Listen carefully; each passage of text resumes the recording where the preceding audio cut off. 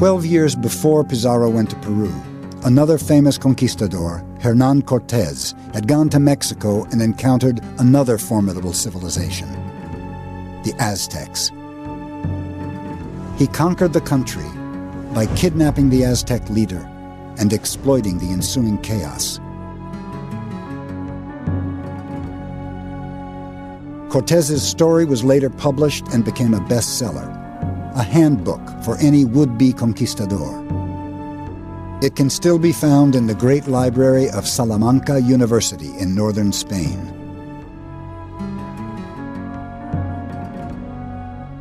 This wonderful library here can be thought of, among other things, as a repository of dirty tricks, because in these books are the accounts of what generals had been doing to other generals for thousands of years in the past and across much of Eurasia. And here from this library we have a famous account of the conquest of Mexico with all the details of what Cortés did to the Aztecs and what worked.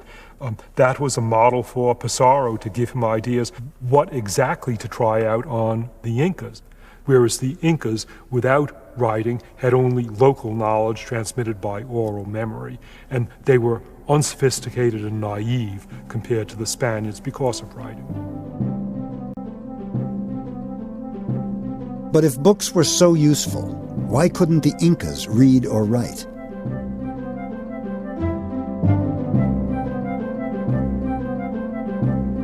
To develop a new system of writing independently is an extremely complex process, and has happened very rarely in human history. It was first achieved by the Sumerian people of the Fertile Crescent at least 5,000 years ago. They pioneered an elaborate system of symbols called cuneiform, possibly as a way of recording farming transactions. Ever since, almost every other written language of Europe and Asia has copied, adapted, or simply been inspired by the basics of cuneiform.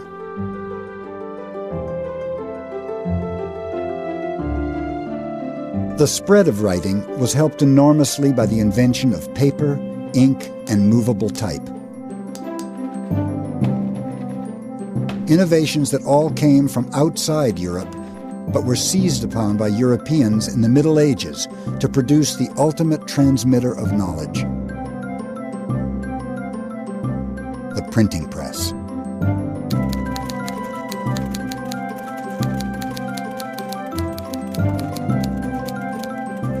The written word could now spread quickly and accurately across Europe and Asia.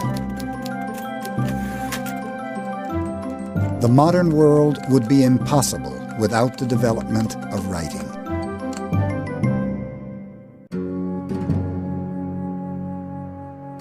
But there's another part of the world where a new system of writing was invented independently. In southern Mexico, at least 2,500 years ago, native people developed a way of working with symbols that evolved into the Mayan script. But if the Maya had writing, why didn't it spread south to the Andes and help the Incas become literate?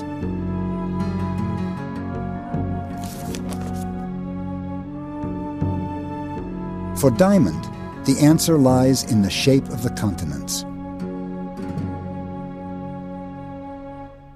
Here are Europe and Asia forming the continent of Eurasia, a giant continent, but it's stretched out from east to west and narrow from north to south. The American continent is long from north to south, narrow from east to west, very narrow at Panama, where it narrows down to less than 100 miles. The two continents are of the same lengths, about 8,000 miles in maximum dimensions, but Eurasia is 8,000 miles from east to west, and the Americas are 8,000 miles from north to south. It's as if these continents were rotated 90 degrees of each other. Diamond has already shown that crops and animals could spread easily east and west across Eurasia.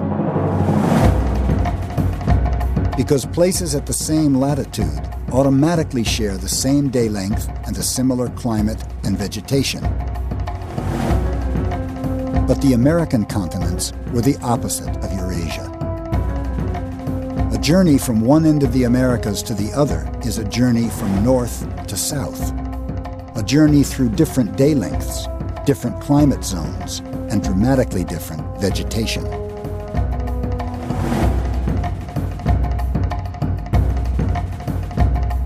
These basic differences hindered the spread of crops and animals, as well as people, ideas, and technologies.